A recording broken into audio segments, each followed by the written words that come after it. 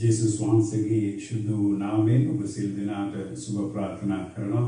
ස්වාමීන් වහන්සේ යහපත් උන්වහන්සේගේ කරුණාව සදාකාලයෙන් සදාකාලයට අපේ සියලු දෙනා සමග පවතින බැවින් උන්වහන්සේගේ අනුග්‍රහයලත් එම ආශිර්වාදමත් නාමයෙන් නැවතම ඔබට සුබ පැතුම් එකතු කරනවා. අද දවසේදී අපි දෙවියන් වහන්සේගේ වචනය මෙනෙහි කරන්නටයි මේ සූදානම් වෙන්නේ. අපි අද දවසේ මම ඔබ වෙනුවෙන් තෝරගත්තා එළිදරව් පොතේ දෙවනි පරිච්ඡේදයේ 18 වෙනි වගන්තියේ සිට 23 දක්වා අධ්‍යයනය කරන්නට.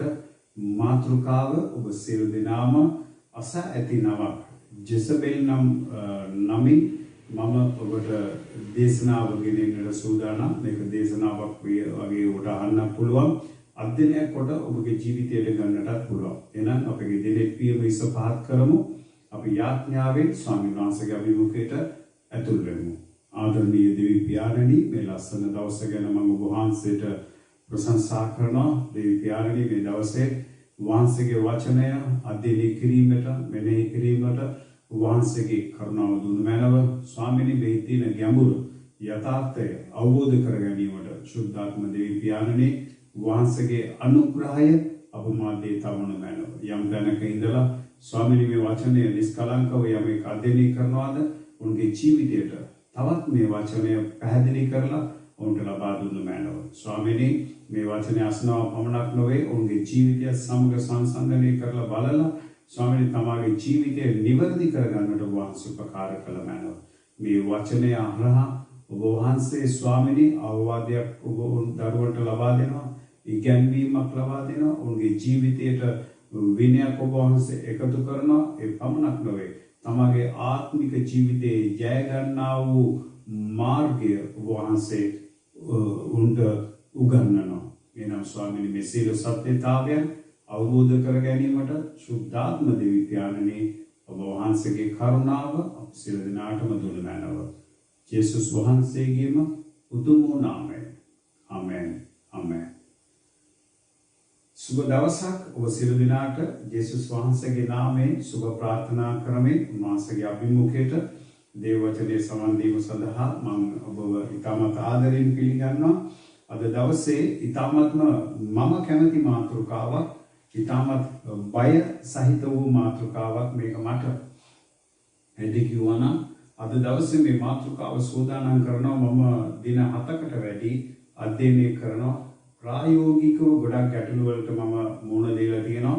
මීට කලින් මේ මාතෘකාව යටතේ 3 ගමනක් මම දේශනා කරලා තියෙනවා, උගන්වලා තියෙනවා. ඒ සියලු අවස්ථාවලදී මම ගොඩක් බාධා වලට මුහුණ දීලා තියෙනවා, පරීක්ෂාවන් වලට මුහුණ දීලා තියෙනවා. අද දවසේ මෙම සජීවී පටිගත කිරීම සඳහා සූදානම් වෙන අවස්ථාවේදී පවා බොහෝ බාධාවන් මේ වනතුරු ඇති වුණා.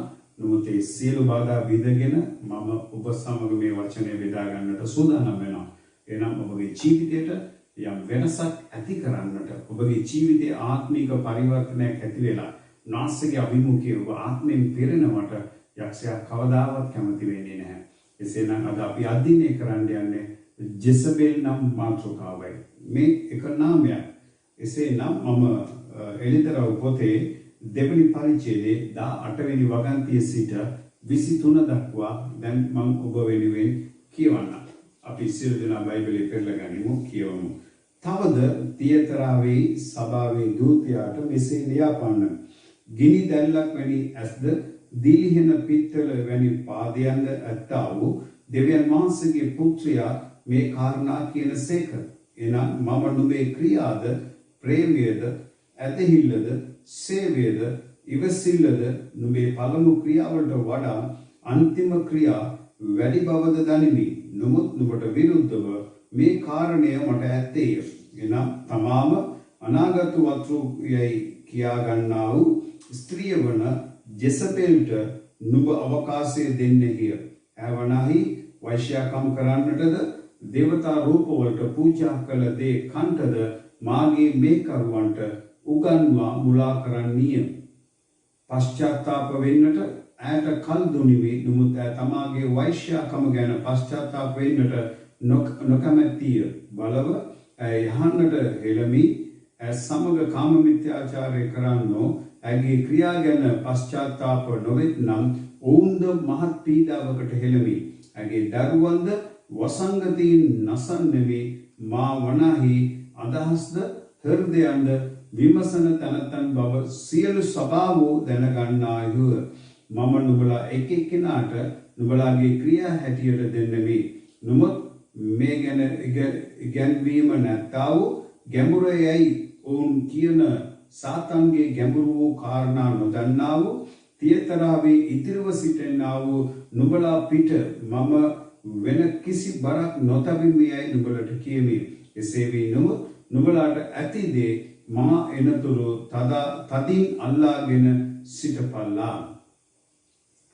දීර්ඝ වචන පේලියක් 18 සිට 26 දක්වා වගන්ති 8ක් මම ඔබට කියවුවා. නමුත් 23 වෙනකම් පමණයි ඔබලන්ට මම සඳහන් කළේ. ඒ නිසා ඔබ අධ්‍යයනය සඳහා සම්පූර්ණම මම කියපු බයිබල් පදේ අධ්‍යයනය කරගන්නවා නම් ඉතාමත් යහපත්. මේ එසබෙල්ගේ ආත්මය, මේ එසබෙල් කියන්නේ ආත්මයක්. ඉතින් මේ ආත්මය ගැනයි අපි එළිදරව් පොතෙන් අධ්‍යයනය කරන්නට යන්නේ. මේ එසබෙල් කියන නමේ ඉතිහාසය කොහින්ද පටන් ගන්නේ? එහි විස්තර සියල්ලම මීළඟ සැසිවාරයේ ඔබට මම ප්‍රකාශ කරන්නට සූදානම් කරලා තියෙනවා. මේ පළවෙනි කොටස පොඩක් ලිහිල්ව චරිතය පිළිබඳව, ඒ ආරම්භය මුලපිරුම පිළිබඳව ඔබත් එක්ක පොඩ්ඩක් මම බෙදාගන්නයි මේ සූදානම් වෙන්නේ. ඒ පොඩ්ඩම ටිකක් සරයි වගේ දැනුණ නිසායි මම හිතුවේ ඒ මූලාරම්භය කොහෙද, කවුද, කින්ද, මන්ද කියන එක පිළිබඳව ඊළඟ කොටසේ ඔබත් එක්ක බෙදා ගන්න. එහෙනම් අපි කොටස් දෙකක් නැත්නම් තුනක් වශයෙන් මේ මාතෘකාව අපි ඉගෙන ගමු, අපි සමන් දෙමු. ඇයිද කිව්වොත් මේ වැදගත්කමක් තියෙන නිසායි මම ඔබත් එක්ක මේ ගැන කතා කරන්නට සූදානම් වුණේ. එතකොට එසබෙල්ගේ ආත්මය ස්ත්‍රීලිංගද පුරුෂලිංගද? ආත්මය කියලා කිව්වට පස්සේ දැන් දේවදූතයෝනේ. දේවදූතයෝ තියෙනවා, යක්ෂයාගේ දූතයෝ තියෙනවා. එහෙනම් දේවදූතයන් කියනකොට ඒගොල්ලන්ට ස්ත්‍රීලිංගයක් නැහැ, පුරුෂලිංගයක් නැහැ. ඒ කියන්නේ එතකොට ඒගොල්ලෝ කාන්තාවන්ගේ ස්වරූපය ඇතිව වැඩ කරනවා, පිරිමින්ගේ ස්වරූපය ඇතිව වැඩ කරනවා. එහෙනම් ඒක මොලේ ඒ ගෝලුවේ පොඩ්ඩක් රඳවා ගන්න. ඔවුන්ගේ ඉලක්කය, පහර දීමේ ඉලක්කය කා වෙනුවෙන් ඔවුන්ගේ පහර දීම තියෙන්නේ. මේ පදයේ අනුව අපි කියපු කොටසේ අනුව සභා පාලකවරු පළවෙනි ඉලක්කයක් තියෙනවා. දේව සේවකයෝ ඉලක්ක වෙලා තියෙනවා. ඊළඟට ස්වාමි පුරුෂයා භාර්යාව, කියන්නේ පෞල් සමාගම උන්ගේ පහර දීමකට ලක් වෙනවා. ඒ වගේම තනි පුද්ගලයන් තරුණ පරපුර දේව රාජ්‍ය තුල යම් වගකීමක් සහිතව ක්‍රියා කිරීමට වෙරදරන ඕනම කෙනෙක් එයාගේ ඉලක්කයට හසු වෙනවා. සාමාන්‍ය පුද්ගලයෝ විතරක් නෙවෙයි, ලෞකික ආකාරයෙන් බලනවා නම් ලෝකේ ඉන්න ලොකු නායකයෝ, දේශපාලඥයන්, ව්‍යාපාරිකයෝ, නළු නිළියන්, ඒ කියන්නේ ප්‍රසිද්ධ පුද්ගලයන් අතරේ මේ ජෙසබෙල්ගේ ආත්මය ඉතාමත්ම පහසුවෙන් ක්‍රියාත්මක වෙනවා. අද වර්තමානයේ ජීවත් වෙන කිතුණුවාට මම මේ කාරණාවන් පොඩ්ඩක් පල්ලෙහාට ඔබට පැහැදිලි කරගෙන යනකොට යම් අය ඔබගේ අස්සම්මෝට එයි. අහවලාට මේ චරිතය තියෙනවා, මේ ගුණාංග තියෙනවා, මේ කියන ගොඩාක් දේවල් අරයට ගොඩාක් සැසඳෙනවා. ඒ කියලා ඔබට දැනේ. ඒ වගේම සමහර වෙලාවට ඔබට දැනෙන්න පුළුවන් අනේ මේ කියන ඒවා මා තුලක් තියෙනවායි කියලා. හතුලද මා තුල සවන් දෙන මා තුලක් තියෙනවා කියලා. එසේ වී නම් වහම මගේ සෙනෙහවන්ත සහෝදරයා සහෝදරිය මේ ගුණාංග මේ හැඟීම් ඔබ තුල පහළ වී තිබෙනවා නම් වහම පසුතැවිලා දෙවියන් වහන්සේගේ අභිමුඛයේ ඔබව निराකරණය කරගන්න. කාලය ප්‍රමාද කරගන්න එපා. මක් නිසාද බ්ලේඩ් තලයකින් කපන්න පුළුවන් ඒ කාරණාව අන්තිමට පොරෝතලයක් ගේන්න තරමට ඔබට අපහසු වේවි. ඒ අවස්ථාවේදී ඔබට සතුටක් නම් දැනෙන්නේ නැහැ. කඳුලක් සමග ලැජ්ජාවක් ඔබගේ ජීවිතයට එකතු වෙයි කියන එක අවධානයට ගන්න. එසේනම් මේක සවන් දෙන ඒ අවස්ථාවේදීම ඔබ මේ පිළිබඳව ඉතාමත්ම උවමනාවෙන් ක්‍රියා කරන්න. විශේෂ කාරණය සියලු දෙනා කෙරෙහි පහර දීම සිදුවෙන බැවින් මෙම ආත්මීය පිළිබඳව අධ්‍යයනය කිරීම ඉතාමත් වැදගත්. හැම කෙනාටම මේ ආත්මීය විසින් යම්කිසි ප්‍රහාරයක් එල්ල වෙනවා නම් ඔහුගේ ග්‍රහණයට අසු වෙනවා නම් මේ ගැන අධ්‍යයනය කිරීම ඉතාමත් වැදගත්. අද සභාව තුළ කිතුණු සමාජයට මේ වගේ මාතෘකාවන් යටතේ ඉගැන්වීම් ගොඩක් අඩුව තිබෙන නිසා මේකට ඉතාමත්ම පහසුවෙන්ම කිතුණුව හසු වෙනවා. මම දන්නා තරමට ශ්‍රී ලංකාවේ මම මීට කලිනුත් මගේ සජීවී ඉගැන්වීමකදී ඔබට සඳහන් කරා එක නම ශ්‍රී ලංකාවේ දෙවියන් වහන්සේ විසින් අරගෙන පාවිච්චි කරන ඒ කියන්නේ ඉගැන්වීමට පාවිච්චි කරන හොඳ ගුරුතුමෙක් ගැන මම ඔබට සඳහන් කරා. එතුමා මේ ජෙසබෙල් පිළිබඳව ඉතාමත්ම පුළුල්ව විස්තරාත්මකව ඉගැන්වීමක් සඳහන් කරලා තිබෙනවා. ඔබට අන්තර්ජාලයේ YouTube එක ඔස්සේ ජෙසබෙල් කියන අධ්‍යයනය සිංහලෙන් ඔබට ටයිප් කරලා ගන්න පුළුවන්. ඒ වගේම CD තැටි ලබාගෙන ඔබට ඉගෙන ගන්න පුළුවන්. මම කවදාවත් කැමති නැහැ හැමදාම මම කැමති වෙන කාරණේ තමයි ඔබ යහපත් ගුරුවරුන්ගෙන් හැකි පමණින් ඔබ ඉගෙන ගන්නවා නම් මම ඒකට ඉතාමත් කැමති. ඒ නිසායි මමට මේ හැඳින්වීම ලබා දෙන්නේ. අනේ මමත් YouTube channel එකේ උගන්වනවානේ, මමත් දේශනා කරනවානේ. ඉතින් මම කොහොමද තව කෙනෙක් මට වඩා මම තාමත් ශිෂ්‍යෙක් කියලායි මම හිතන්නේ. තාමත් මම හදාරනවා එතුමන්ලා මට වඩා ගෞගානක් ඉදිරියෙන් සිටිනවා මේ පිළිබඳව දැනුමේ. ඒ නිසා ඔබට මේ පොඩි දේශනාවට සමන් දෙනවා වගේම ඔබට තවත් දැනුමක් වැඩි කරගන්න ඕන නම් එවැනි ඉගැන්වීම් වලට සවන් දෙන්න. ඉතින් බය වෙන්න එපා, බය නොවන්න, තැති නොගන්න. මේ ආත්මයක් පමණයි අපි කරන්නේ චරිතයක් පිළිබඳව අධ්‍යයනය කිරීමක් පමණයි. එබැවින් සියලු දෙනා මේ සම්බන්ධව ඉගෙන ගැනීම, දැනුවත් වීම ඉතාමත් වටිනවා. චරිතයක් මේ වැදගත් චරිතයක් ඉගෙන ගැනීම අපිට ඉතාමත් වටිනා බැවින් අපි ඉදිරියට ගමන් කරමු. මේ යෙසබෙල්ගේ ආත්මය අපේ ජීවිතයට, සේවයට, අනෙකුත් පැතිකඩයන් ඔස්සේ ක්‍රියාත්මක වන්නේ කෙසේදැයි සොයා බලමු. අපගේ ජීවිතයට කොහොමද ඇතුල් වෙන්නේ? අපගේ සේවයට කොහොමද පහර දෙන්නේ? අනෙකුත් පැතිකඩයන් ඔස්සේ ක්‍රියාත්මක වන්නේ කෙසේද කියලා පොඩ්ඩක් අපි හොයමු. ඒක සේවයට විතරක් නෙවෙයි, අපේ පෞල් ජීවිතයටත් පහර දෙනවා. අපගේ ව්‍යාපාරයට පහර දෙනවා. අපගේ තියෙන චරිතේ ඝාතන වෙන ආකාරයට අපට පහර දෙනවා. ඉතින් මේ ගැන අවධානයෙන් සිටීම ගොඩක් වැදගත්. මම බයිබල් පද වෙන කොහෙන්වත් කියන්නේ නැහැ. මම ප්‍රකාශ කරපු බයිබල් පදේ පමණයි. ඒ නිසා සවන් දීමෙන් ඔබට පුළුවන් දැනුම වැඩි කරගන්න. මා කතා කරන මේ ආත්මය ඔබ තුල මහ තුල ක්‍රියාත්මක වනවා වෙන්න පුළුවන්. දෙවි සමිඳුන් අපට කතා කරાવી මේක හංගවලා දෙන්නේ. මේ දේශනාව යනකොට එබැවින් කාරුණිකව අපිව නිවරද කරගනිමු. මේ බයිබල් අධ්‍යයනයක් පමණයි. නැවතත් මම කියන්නේ මේක බයිබල් අධ්‍යයනයක් පමණයි. අපිටම දැනෙනවා නම් අපි ගැන අපිව නිවැරදි කරගනිමු. හරි, මේ දැන් මේ ප්‍රකාශනය කවුද කාටද කියන්නේ? ඒ ටික පොඩ්ඩක් බලමු. මේක කියන්නේ තියතරා සභාවේ පාලකතුමාට. ඒක තියතරා සභාවේ දේව දූතයා කියලා ලියනකොට දේව දූතයා කියන්නේ සභාවේ පාලකතුමාට. ඉතින් පාලකතුමාටයි ලියන්නේ. කවුද ලියන්නේ? ජේසුස් වහන්සේගේ හදවතින්ම මේක කියවනවා. කාටද? යොහන් තුලින් කතා කරනවා. කවුද මේ ලියන්නේ? ජේසුස් වහන්සේ.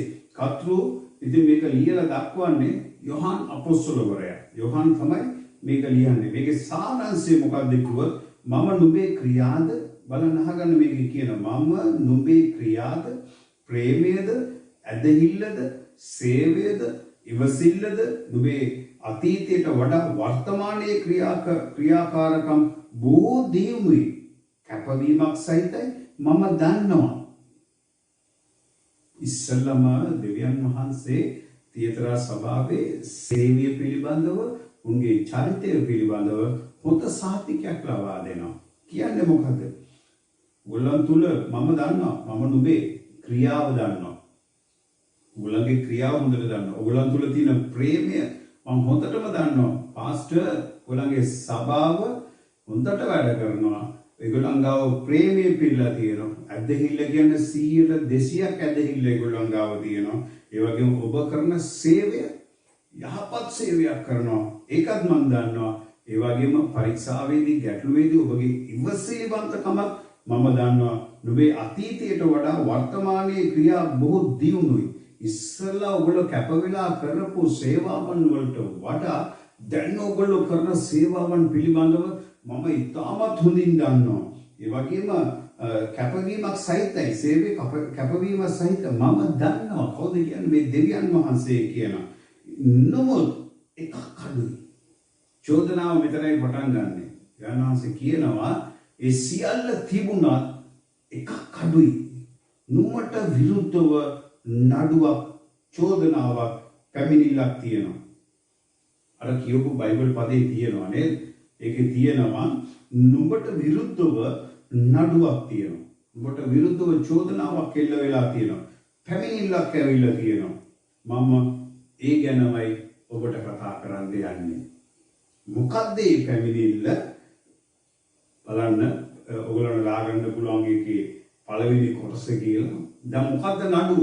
දැන් මේ ඔක්කොම කියලා දෙවියන් වහන්සේ කෙලින්ම කිව්වේ නෑ උඹලා කිසි දෙයකට ප්‍රයෝජනයක් නැති කට්ටිය කියලා. නෑ. දෙවියන් වහන්සේ බලාපොරොත්තු වෙන සියලු කාරණා වලින් මේ සභාව පරිපූර්ණ වෙලා තියෙනවා. ඒ අතරතුර තමයි යන්නාංශ කියන්නේ මේ වගේ චෝදනාවක් ඇවිල්ලා තියෙනවා කියලා. එන්න බලන්න චෝදනාව. තමාව අනාගත වස්තුවක් බවට හඳුන්වා දෙන. කවුරුත් අපොයින්ට්මන්ට් එකක් දීලා නැහැ. කවුරුත් අයව පත් කරලා නැහැ. කවුරුත් හස්තාලේපනයක් දීලා නැහැ. කවුරුත් සේවකත්වයට ඔසවලා මේ සේවකයෙක් කියන හැඳින්වීම, පාලකවරයෙක් කියන හැඳින්වීමක් දීලා නැහැට අනාගත වතුවරයෙක් හැටියට වතුවරියක් බවට හඳුන්වා දෙන self introducing. ඔබ දන්නවද ස්වර්ගයේ සිට තමයි දෙවියන් වහන්සේගේ පත්වීම ලැබෙන්නේ දේව සේවකයාට. ඒ ගැන කතා කරනවා නම් පරණ ගිවිසුමේ ඉඳලා අලුත් ගිවිසුම වෙනකම් තෝරා පත් කිරීම පිළිබඳව ඔබ හොඳට තේරුම් ගන්න. ඒ තේරුම් ගත්ත හැම අවස්ථාවකදීම දෙවියන් වහන්සේගේ පත්වීම, යෙරෙමියාට පත්වීම දෙවියන් වහන්සේ දෙන්නේ. දෙවියන් වහන්සේ කියනවා නුඹ බව කුසේ බිහි වෙන්නට ප්‍රථමේ මම නුඹව තෝරාගත්ත මේ උඹව පවිත්‍ර කොට දේශයට අනාගත වතුරේ ලෙස මම පත් කළෙමි කියලා දෙවියන් වහන්සේගේ වචනේ කියනවා. එහෙනම් අපොයින්ට්මන්ට් ඕඩර් එක ඇවිල්ලා තියෙන ස්වර්ගයෙන්. මෙතන ඇයට කොහින්ද ආවේ කියලා දන්නේ නැහැ. කාරණාව පළවෙනි එක තමාව හඳුන්වා දෙන කෙනා පිළිබඳව ඔබ ප්‍රවේශම් වෙන්න. කවුද මේ? කවුද මේ ප්‍රොෆෙට්? කවුද මේ අනාගත වතුරයා? එසබෙල්ට නුඹ අවකාශය දෙන්නේ මේ වගේ කියාගෙන එන මේ අනාගත වතුවරියට නුඹ අවකාශය දෙනවා, chance එක දෙනවා, full pit එක දෙනවා, යාඥා කරන්න ඔළුව දෙනවා.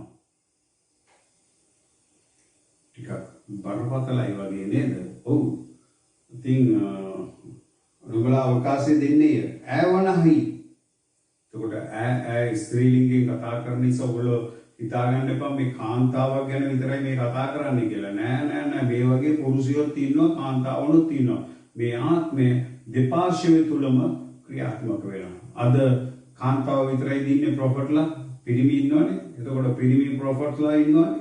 ඉතින් මේ ගැන ඔබ සංසන්දනය කරලා බලා ගන්න. මම මේ කතා කරන්නේ හොඳ කිතුණුවන්ට, පෙන්තකොස්ත කිතුණුවන්ට, යාඥා කරන සභාවේ සමාජිකත්වයේ දරන පරිණත භාවයට ලං වී සිටින ජේෂ්ඨ කිතුණුවන්ටයි මම මේ කතා කරන්නේ. ඔබ හිතනවා නම් ඔබ ලදරුවෙක් කියලා ඔබට බෑ මේක තේරුම් ගන්න.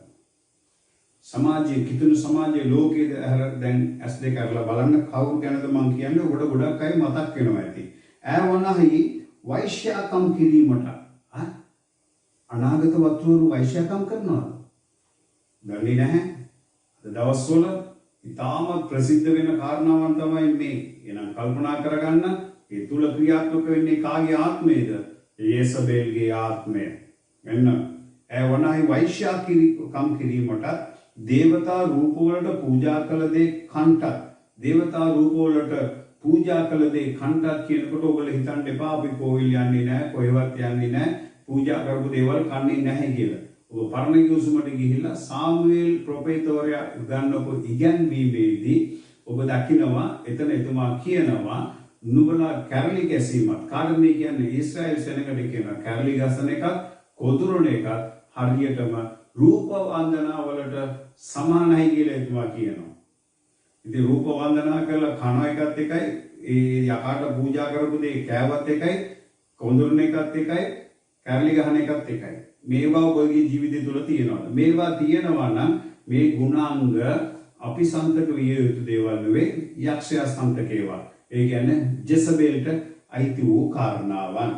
මාගේ මෙහෙකරුවන් මුලා කරයි.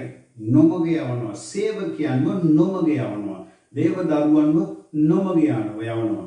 ඔබ තේරුම් ගන්න නොමග යවනවා කියන්නේ කොයි පැත්තෙන්ද ඔබ නොමග යවන්නේ කියලා. මම උදාහරණයකට කියන්නම්. ඔබ සභාවේ හොඳ තරුණ නායකයෙක් වෙලා තරුණ සමිතිය ඔබ ඉදිරියට ගෙන යන නායකයෙක්. ඔබ යාඥාවෙන් ඉන්නවා, නිරාහාරයෙන් ඉන්නවා, සභාවට සියලු කාරණාවලදී ඔබ සහයෝගය ලබා දෙනවා. ඔබ මේ මම කියන්නම් ඔබ එච්චර ලස්සන කෙනෙක් නෙවෙයි. පාටින් කළු නැත්නම් ප්‍රසන්න නැති රූපයක් ඇති කෙනෙක් වෙන්න පුළුවන්. නමුත් ඔබ ඉන්නේ සේවයක් තුළ. දෙවියන්වහන්සේගේ නාමයේ මහිමයට පත් කරන තැනක. ඔබ මේ ලෙස ඉන්නකොට සභාවේ සිටින ආත්මික දරුවෙක් ඔබට අප්‍රසන්න වෙන්න පුළුවන්. ඔබට ආදරයට එකඟ නොවී සිටින්න පුළුවන්. නමුත් ඔබ මාර්ගයේ යනකොට අර ලස්සන තරුණියක් ඔබට ඇස් දෙක දානවා. ඔබ හිතනවා අනේ මම මෙච්චර සේවය කළා මෙහෙම කරලා කවුරුත් මට කැමති වුණේ නැහැ. බලන්නකෝ මේ දරුවා මට කැමති වෙනවා. මම ඇයත් එක්ක ආදරය කරනවා. කොහොම හරි ඇයවත් සභාව තුළට මම ගේනවා. බෞද්ධස්ම දීලා ගැලවීම දීලා මම කිතුණු දරුවෙක් හැටියට මම විවාහ වෙනවා. එතකොට සභාවට තව ආත්මයක් මම දිනනවා. මගේ සෙනෙහවන්ත සහෝදරයා සහෝදරිය මේක දෙපාර්ශ්වයටම අදාළයි. ඔබ තරුණයෙක් වෙන්න පුළුවන් තරුණියක් වෙන්න පුළුවන්. මෙන්න ඔබ නොමග යවන තැන. ප්‍රවේශමෙන් මේ ආත්මය ඔබ තුල ඍජුව ක්‍රියාත්මක කරන්නට බැරි වෙනවා නම් තවත් ඔබගේ මිතුරෙක් කරා ක්‍රියාත්මක වෙනවා. ගොඩාක් අවස්ථාවලදී තරුණයන් වැටි යන්නේ තමාගේ වැඩේ කරන්න නෙවෙයි යාළුවන්ගේ වැඩ කරන්න ගිහිල්ලා තමයි තමන් නොමග යන්නේ. මේ කාරණාවන් යසබෙල් හොඳට දැන සිටින නිසා ඔබගේ තුන්වෙනි පාර්ශවය, ඒ කියන්නේ පළවෙනි ඔයා දෙවෙනියා තුන්වෙනියව පාවිච්චි කරලා ඔබව මුලාවට ලක් කරන්නට ඉඩ තියෙනවා. ඉතින් දේව මෙහෙකරුවව මුලාව කරනවා. කොහොමද මුලා කරන්නේ කියන එක මම ඔබට කියන්නම්. ඉතින් පසුතැවීමට පශ්චාත්තාප වීමට අවකාශය දුනිමි. දෙවියන් වහන්සේ දැන් දේශනා කරනවා නිරාහාර ආඥාවන් දවස් 7 දවස් 40 ආඥාවන් වචනය උගන්වලා ඉතින් ඇවිල්ලා කරගෙන ඇවිල්ලා කියනවා මේක කරන්න එපා දෙවියන් වහන්සේ පශ්චාත්තාප වෙන්නට අවස්ථාව දෙනවා. කොච්චර අවස්ථාව දුන්නත් වෛශ්‍යාකම අත්හැරියේ නැත. හැදෙන්න කොච්චර අවස්ථාව දීලා අත්හැරියේ නැහැ. මොකද්ද අත්හැරියේ නැත්තේ? වෛශ්‍යාකම අත්හැරියේ නැහැ. ඔබ ඊටමත් ප්‍රවේශමෙන් සිටින්න ඉස්සලම ඔබ නොදැනත් කමින් පොදිය බදා ගන්නවා. අවදි වෙලා බලනකොට ඒක පොදියක් නෙවෙයි වලසෙක්. වලහ බදාගත්තට පස්සේ ඔබ අතහැරියත් ඌ අතරින්නේ නැහැ. මේක තමයි අපිට අන්තිමටම සිදුවෙන කාරණය. පාපය ඉස්සල්ලාම ඇස් වලින් ඇතුළට ගිහිල්ලා හදවතේ පැටව ගන්නවා. පිට වෙන්නේ මොනවද? පාපය. මරණය. ප්‍රවේශමෙන්. දඬුවම මොකන්ද දෙවියන් වහන්සේගේ දඬුවම ප්‍රකාශ කරන්නේ? මම ඔබට පැහැදිලිව කියාගෙන යන්නේ පල්ලෙහාට. දඬුවමක් ගැන කියනවා. දෙවියන් වහන්සේ කියනවා යහනට හෙළමි. ඒ කියන්නේ රෝගයටපත් වෙනවා. අද ආත්මීක නායකයන් ලෙඩ ඇඳවල සිටිනවා. ලෙඩ හැදෙන හැම කෙනාටම රෝග තියෙනවා. කතා කරන මටත් රෝග තියෙනවා. මේ රෝග අපගේ අතීතයේ සිදුවෙච්ච පාපිෂ්ඨ කාරණාවන් වෙන්න පුළුවන්. ඔව් මගේ ජීවිතේ මම ඔබට පැහැදිලි කරනවා නම් මගේ පොඩි වයසේ සිටම මගේ ශරීරයට ඇල්කොහොල් එකතු වුණ නිසා දියවැඩියාව කියන රෝගය මගේ ශරීරයට ඇවිල්ලා තියෙනවා. මේකට හේතුව දෙවියන් වහන්සේද? මගේ රෝගෙට මම කරපු පාපෙට දුන්න දඬුවම නෑ. දෙවියන් වහන්සේව දැන ගැලවීම දැන මගේ ශරීරයට අහිත කර දේවල් ඇතුළත් කරපු නිසා ඒවල ප්‍රතිඵල වපුරපු බීජයේ ප්‍රතිඵල දැන් විඳිනවා.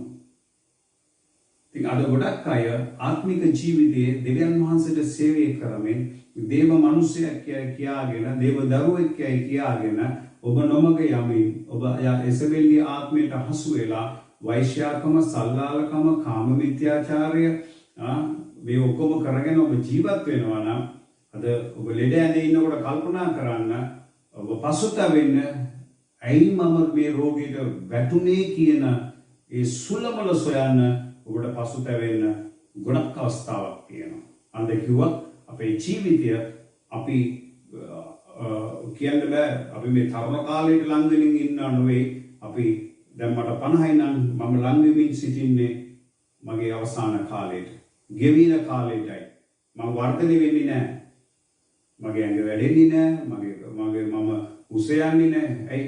මම එන්න ඕන තැනට ගිහිල්ලා තියෙන්නේ. දැන් යන්න මමගේ ඇඟ පොඩි වෙනවා, ශරීරේ කොට වෙනවා, පිළීම දුර්වල වෙනවා, ශරීරයේ ඇඟපත දුර්වල වෙනවා. ඉතින් මේවා තමයි වෙන්නේ. ඒ කියන්නේ ෂෙයා වෙනවා. දවසක් යනවා මේ ලෝකෙට සමුදීලා ස්වාමීන් වහන්සේගේ අභිමුඛයට යන්න. එසේනම් ඔබගේ ජීවිතයට ලැබෙන අවස්ථාවක් මේක. ඔබගේ ජීවිතයේ අවකාරී ජීවිතයක් ඔබ ගත කරනවා නම් ගත කරලා තිබුණා නම් ඒ විපාකේ ඔබ දන්නවා. ඔබ කරපු සියලුම වැරදි දන්නේ ඔබ විතරයි. තව කෙනෙකුට සංගවන්න පුළුවන්. ඔබගේ හෘද සාක්ෂියට අත තියලා පසුතැවෙන්න ඔබට පසුතැවෙන්න ඉඩ දෙන්නේ නැතුව ඔබගේ පාපේ නිවැරදි කරගන්නට අවස්ථාවක් දෙන්නේ නැතුව ඔබව නොමග අරගෙන යන්නේ මේ යසබෙල්ගේ ආත්මය. ප්‍රවේශමෙන් පාපෙන් මිදෙන්නට ඔබ උත්සාහ කරනවා. නමුත් ඒ යසබෙල් කියනවා නෑ ඒවා කමක් නෑ ඔබ කරගෙන යන්න පුළුවන්. මම පල්ලෙන් කියන්නම් එයා කියනවද නැද්ද කියලා ඒ වගේ. බලන්න. සමග වෛශ්‍යාකම් කරන අය තමාගේ පාපයට පශ්චාත්තාප නොවෙති. ඔවුන්ට දඬුවම් කරමි. ඔවුන්ට මහා පීඩාවක් එවමි. දේව වචනේ කියන මහා පීඩාවක් ඔවුන්ට එවනවා කියලා. ඔවුන් එක්ක එකතු වෙලා ගොඩක් අය පාපේ වෛශ්‍යාකම් කරනවා. බලන්න දෙවියන්වහන්ස කියන එසබෙල්ට දරුවන් සිටිනවා කියලා. බලන්න දරුවන් වසංගතයෙන් නසන්නමි. මේක බැලුවොත් එහෙම මේ එසබෙල් කියන නම ඒ කියන්නේ ශරීරාකාරව බලනවා නම් එක රාජ්‍යාවලිය 19 වෙනි පරිච්ඡේදයේ ආහාබ් රජතුමාගේ භාර්යාව වන යසබෙල් තමයි අපට මතක් වෙන්නේ.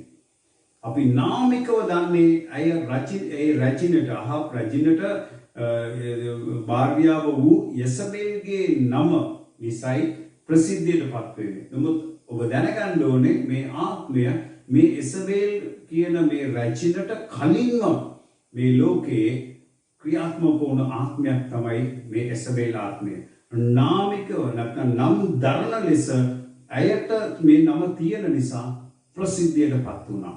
ඇයගේ ක්‍රියාකාරකම් වලින් එළිදරව් වුණ නිසා සියලු දේම සම්පූර්ණ වන නිසා අපි ඔක්කොම හිතන්නේ මේ ආහාබ් රජින ගැනයි. ඉතින් මේ රජින ගැන කියනවා නම් එතකොට යසබෙල් ඉන්න එයාගේ කාල පරිච්ඡේදය බලනකොට අවුරුදු 2900කට කලින් යනවා. එලියාගේ කාලේ. ඒකට අයගේ දරුවන් කොහොමද මේ එළිදරව් පොතේ වෙනකොට එන්නේ කියලා පොඩ්ඩක් කල්පනා කරනකොට මෙතන කියන්නේ මේ යසබෙල්ගේ චරිතය ඇතුව ඒ ආත්මය ඇතුව ඇය විසින් ගොඩක් දරුවන් පිළිසිමිලා නිර්මාණය කරන ප්‍රොඩියුස් කරනවා. ඇයි අම්මා වෙන්න පුළුවන්, ඇයි තාත්තා වෙන්න පුළුවන්, එසබෙල් අම්මා එසබෙල් තාත්තා වෙන්න පුළුවන්. ඇයිගේ පැටවු ඉන්නවා අද වෙනකොට වැඩ කරන්න. ඔබට පැහැදිලි නේද මම කියන කාරණේ? එසබෙල්ගේ දරුවෝ පිළිලා ලෝකේ. ඉතින් දරුවන්ට මොනවද කරන්න කියලා කියන්නේ දෙවියන් වහන්සේ. උන්ව නසනවා, මම මරලා දානවා කියලා දෙවියන් වහන්සේ කියනවා. කිසිම සමාවක් නැහැ. ගොඩක් අය ඊට හැටියෙම මැරෙනවා. පොඩ්ඩක් කල්පනා කරලා බලන්න.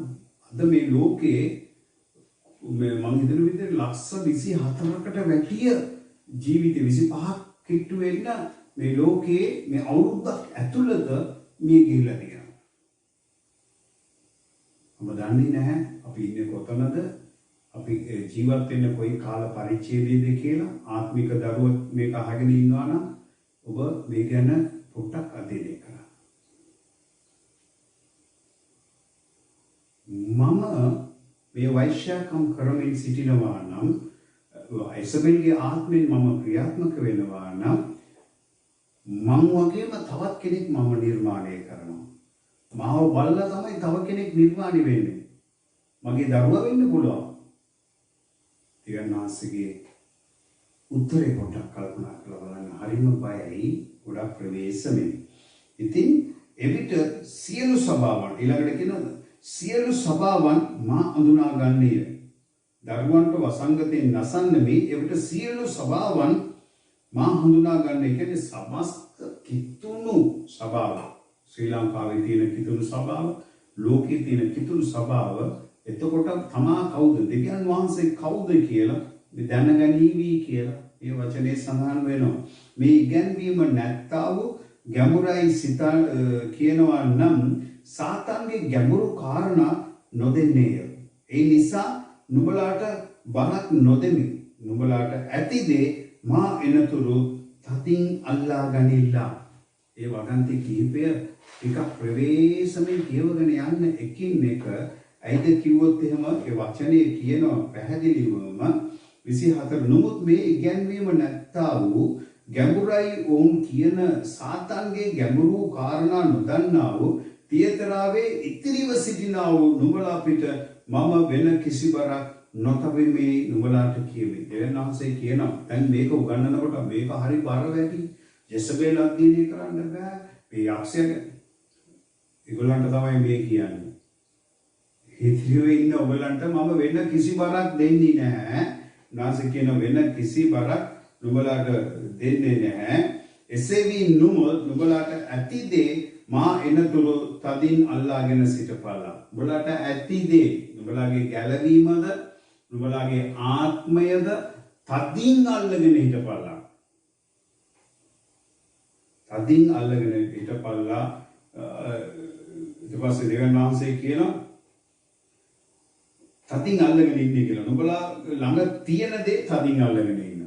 වැඩි දේවල් හොයන්න යන්න එපා. ගොඩක් දේවල් හොයන්න ගිහිල්ලා තමයි අපි මේ වගේ වැටෙන්නේ. ඉතින් මම මේ වගන්ති කිහිපය පොඩ්ඩක් මම ඔයගලන්ට පැහැදිලි කරා. දැන් මේ කැරක්ටර් වයිස් අපි පොඩ්ඩක් ඇතුළට ගිහිල්ලා බලමු මේ ඉසබෙල් කියන්නේ කවුද කියලා. මම කියවපු වගන්ති කිහිපය නැවත ඔබ ඊළඟ සතිය එනකම් ඔබ කියවගෙන එන්න. ඊළඟ සතියේදී මම තවත් පොඩ්ඩක් ගැඹුරින් ඔබට කියන්න. එකපාරටම කියලා දෙන්න ගියාම ඔගොල්ලෝ බය වෙනවා. ඒකත් මම දන්නවා මගේ සභාවේ ඉන්න මගේ ඇදහිලිවන්ත සහෝදර සහෝදරියෝ අලුත් ඒ වගේම පොට්ටක් දැන් තමයි වැඩෙන දරුවන් ඉන්නේ. ඔබ ගොඩක් සභාවල හිටිය ඔබට මේ වගේ ගැඹුරීමක් අහන්න වෙලාවක් නොලැබෙන්නේ නැති. ඒ නිසායි මම ඊටමත් පැහැදිලිව ඔබට කියන්නේ.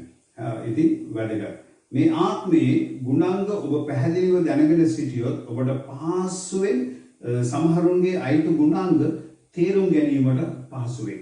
මේ ආත්මය පිළිබඳව ඔබ දැනගෙන ඉන්නවා නම් ඔබගේ චරිත ගුණාංග කියනකොට ඔවුන්ගේ ක්‍රියාපටිපාට ක්‍රියාකලාප තේරුම් ගැන සිටියනම් ඔබට පුළුවන් වෙනවා මේ පහසුවෙන්ම අයිතු කාරණා කරන වැරදි අය කොහොමද මේ ඉසබෙල්ගේ මේ ටැකල් එකත් එක්ක ඔයගොල්ලන් ගාවට එනවද කියන එක ඔබට තේරුම් ගන්න පුළුවන්.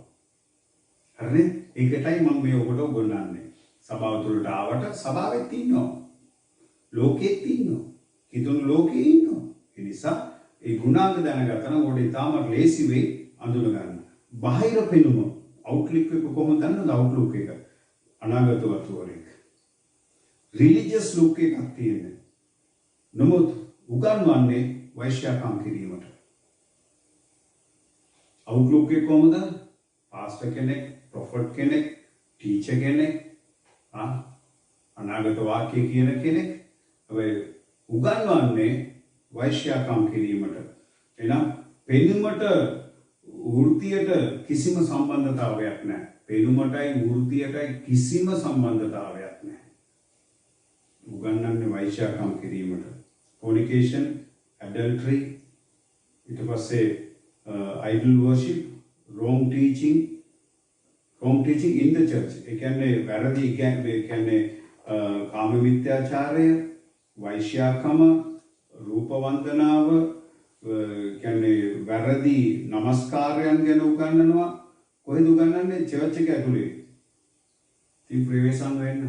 කියන දේවල් ඔයගොල්ලන්ට පේනව නේද? ඒගොල්ලෝ කියන්නේ වෛශ්‍යාකම් ඒක ප්‍රශ්නයක් නැහැ. දෙයන්නාන්සේ අපේ පාපයට සමාව දීලා ඉවරයි. උන්වහන්සේගේ අනුග්‍රහය තියෙනවා. කරුණාවේ කාලේ අපි ජීවත් වෙන්නේ. දීක්කසාදේ ඒක කැමති නැත්නම් වෙන වෙන එක ඔයගොල්ලන්ගේ කැමැත්ත. ලස්සනට උගන්වනවා. ඔබට දැන් කියනකොට මතක් නැති ආවල් කෙනා මෙහෙම තමයි.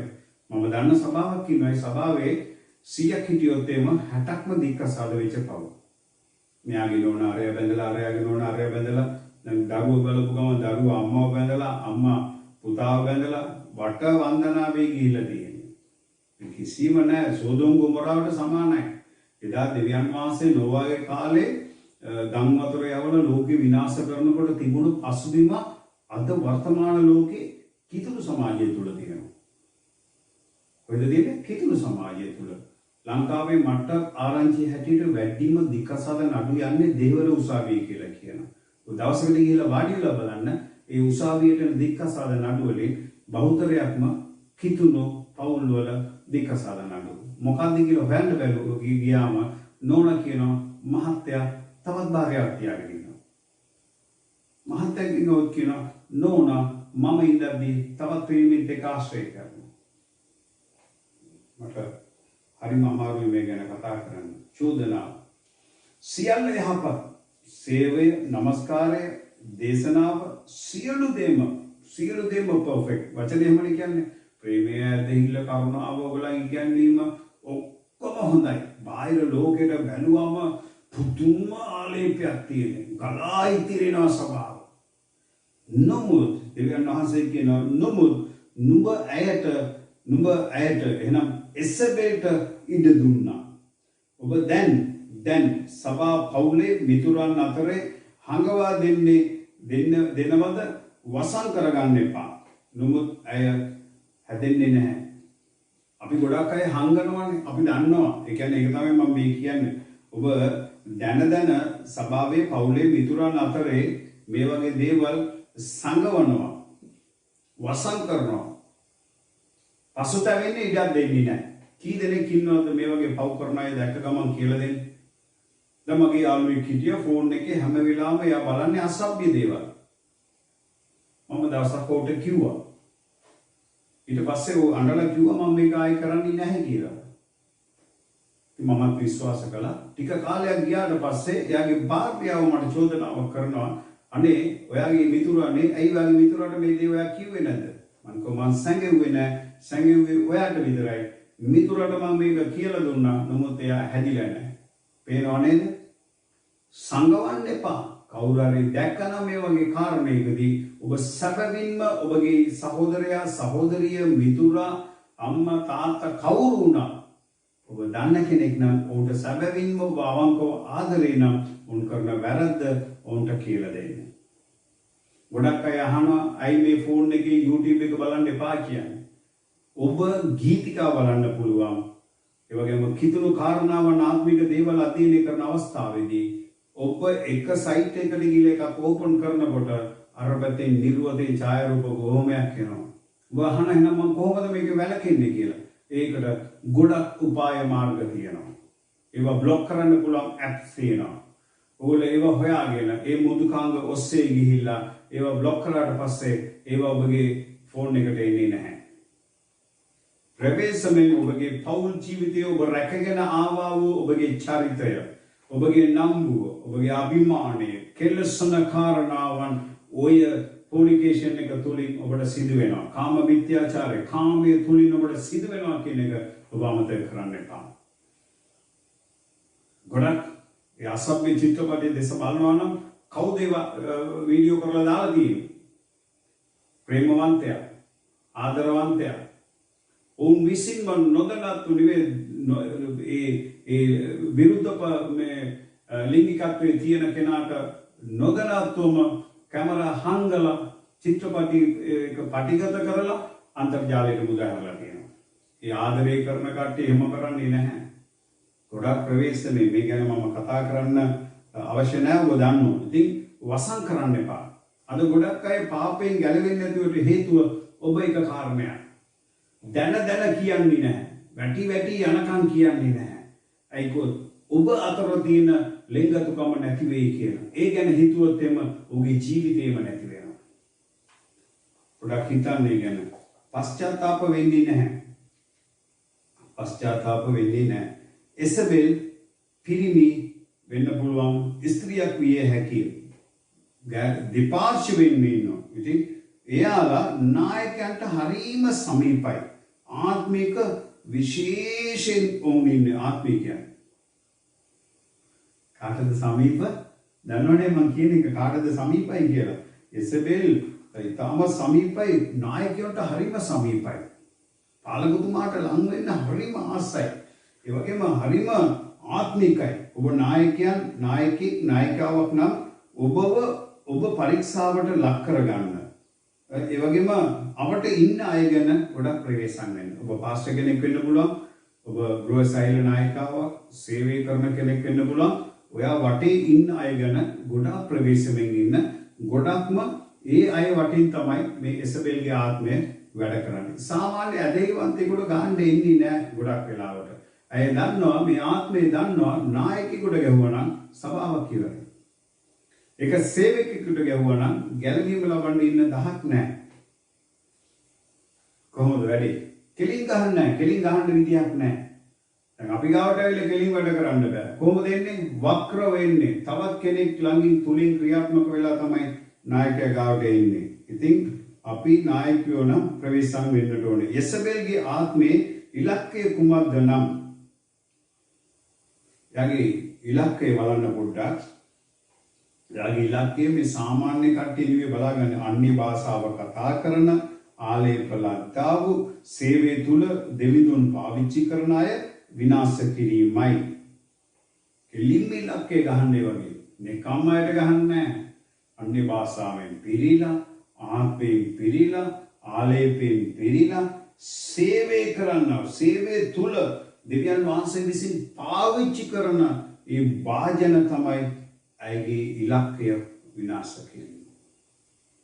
ඉතින් අපගේ යාඥාවත් එය විතුයි. සභාවේ ඔබ ඉන්නවා නම් හැමදාම ඔබගේ අවශ්‍යතාවයේ අනේ මට අරක ඕනේ, මේක ඕනේ, සුවය ඕනේ, මුදල් ඕනේ, ගයක් ඕනේ එහෙම යාඥා කරනවා වගේම ඔබට සේවය කරන සේවකයන්, සේවිකාවන්, ආත්මික නායකයන් ගැන ඔබ යාඥා කරන්න. සමට වඩා ඔබ ගැන, ඔබගේ පෞද්ගලික ආත්මික සම්බන්ධතාවයේ ගොඩනැගීම ගැන ඔබ නිරන්තරයෙන්ම යාඥාවෙන් සිටින්න. මේ කාලේ පරිච්ඡේදය තුල ජෙසබෙල්ගේ ආත්මය සභාවන් තුල, ඒ වගේම පවුල් තුල, සමාජය තුල ඉතාමත්ම දැඩිව ක්‍රියාත්මක වෙමින් සිටින යුගයකයි අපි ජීවත් වෙන්නේ. කෙටියෙන් කියනවා නම් සේවය විනාශ කිරීම තමයි එසබෙල්ගේ එකම පරමාර්ථය. සේවය විනාශ කළා දාන්න ඕන. සේවය විනාශ කිරීම තමයි එසබෙල්ගේ චරිත ගුණාංග. පොඩ්ඩක් බලමු. තියෙන ස්වල්ප වේලාවක් තියෙන අපගේ දේව මෙහි තුල අපි මේ ගැන පොඩ්ඩක් අපි බලමු. ඕකේ. ඉතින් තියෙන මැනිපුලේෂන්, ඒ කියන්නේ හැසිරවීම. අපව ඉස්සරම අල්ල ගන්නවා, ඊළඟට හසුරවනවා යා. හසුරවා ගැනීම හරියට පපට් ෂෝ එක පපට් එකක් හසුරවනවා වගේ තමයි. ඒ ආත්මය ඇතුළට ආවට පස්සේ උගල දන්නවනේ පපට්ස්ලා ඉන්නේ මේ අතට දාලා අපි නටවනවා. එහෙම නැත්නම් සිංහලෙන් අපි දකිනවා මේ රූකඩ නූලෙන් අල්ලලා නටවනවා වගේ තමයි එයා නටවන්නේ. ඒ ආත්මය ඇතුළට ආවට පස්සේ ඔබගේ කැමැත්ත ස්වාධීනව නිදාස් මතයක ඔබට ක්‍රියාත්මක වෙන්න බෑ. එයා කියන එක තමයි ඔබ කරන්නේ. එහෙම නැත්නම් එසබෙල්ගේ ආත්මයෙන් යුක්ත කෙනෙක්ව ඔබ ළඟට ලං කරගත්තා නම් ඒ ස්ත්‍රිය ලං කරගත්තා නම් ඇය කියන කාරණාවන් තමයි ඔබ විසින් කරනු ලබන්නේ. ඒක ඒ වගේම කන්ට්‍රෝල් අන්ඩර් කන්ට්‍රෝල් එකේ තියාගන්නවා. තමාගේ ආධිපත්‍ය බලන්න ඇය අහාබ් රජුගේ භාර්යාව. දැන් අර ඉසබෙල් කියන්නේ අහාබ් රජුගේ භාර්යාව. she manipulated Ahab her husband. ඒ කියන්නේ ඇය කෙලිම අහාබ් රජුව පාලනය කරන්න පටන් ගත්තා. කොහොමද? අපටෙක් වගේ රූකඩයක් කරගත්තා. ඔබේ ජීවිතේ ඔබව යම් කෙනෙක් ඒ වගේ හසුරවනවා නම් අයුතු ලෙස ඔබගේ නිදහස් සිතුවිල්ල ඔබගේ නිදහස් පෞල් ජීවිතය කරගෙන යන්නට බැරුව කවුරු හරි ඉන්ටර්ෆියර් වෙනවා නම් ඒ කියන්නේ ඇතුළට ඇවිල්ලා අනේ ඔයා මෙහෙම කරන්න මහත්තයා ඔයා මෙහෙම කරන්න කියලා අනවශ්‍ය විදියට ඔබව හසුරවන්න යනවා නම් ඒ තනත්තා ගැන තනත්තිය ගැන ඔබ ප්‍රවේශම් වෙන්න. ඔබට භාර්යාවක් ස්වාමි පුරුෂයෙක් වුණාට පස්සේ ඔය දෙන්න තීරණයක් අරගෙන ඉදිරියට යනවා මිසක් තුන්වෙනි පාර්ශ්වයේ ඔබගේ පෞල් ජීවිතයට ඇඟිලි ගහනවා නම් ඔබ ගොඩාක් ප්‍රවේශම් වෙන්න. මේ ඔබටයි මම මේ කතා කරන්නේ. මේ එසබෙල්ගේ ආත්මය එහෙමයි ක්‍රියාත්මක වෙන්නේ. ඔහු මොනවද කළේ? ඇය පැවසු සියල්ල කිසිම විරුද්ධතාවයකින් තොරව ඉෂ්ට කළා. කවුද ඉෂ්ට කළේ? ආහාබ් රජතුමා ඉෂ්ට කළා. ඒ ගැන ඊළඟ සතියේ මම කියන්න මොනවද ඉෂ්ට කළේ කියලා. ගොඩක් ස්වාමි පුරුෂයෝ ඉන්නවා. ඒ පිරිමි පාර්ශ්වය ඒ නායකයන් තුලට මේ ළඟ ඉන්න ඒ එසබෙල්ගේ ආත්මයෙන් පිරුණු කට්ටිය ගියාට පස්සේ ඒගොල්ලෝ කියන දේ තමයි අර පිරිමියා කරන්නේ. අපි හිතනවා මේ රවුල තියාගෙන උස මහතර පත කොටයක් වගේ ඉන්නවා. මේ මිනිස්සයාට කොච්චර කිව්වත් තේරෙන්නේ නැහැ. අර විදියටමනේ වැඩ කරන්නේ. අනේ සමා වෙන්න අර මිනිස්සයා අහිංසකයි. මන් දෙකෝතර එසබෙල්ගේ ආත්මය ලං වෙලා ඔහුව කන්ට්‍රෝල් කරනවා. හසුරවනවා. මේ එක ගුණාංගයක්. ඒ වගේම manipulation is for my good. හසුරවා ගන්නේ තමාගේ යහපත සුභසිද්ධිය ගැනයි. දැන් මේ හසුරවන්නේ මේ අපේ හොඳට නෙවෙයි, එයාගේ යහපතට. දැන් ගොඩක් අය හසුරවන්නේ මොකටද?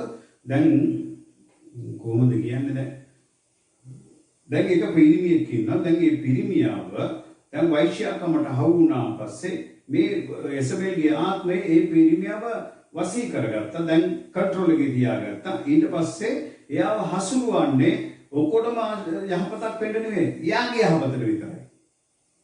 අද ගොඩක් පවුල් දෙකට වෙලා කඩකප්පල් වෙලා තියෙන පවුල් වල ගිහලා පොඩක් හොයලා බලන්න.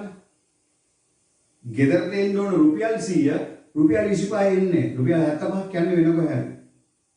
පැහැදිලි නේද මං කියන එක? මේකයි සත්‍යතාවය. ඉතින් ඔබ පොඩ්ඩක් ඒ ගැන කල්පනා කරන්න. Motivation for some one's good. ඒ කියන්නේ manipulation එකයි motivation එකයි කියන්නේ විරුද්ධ පදේ.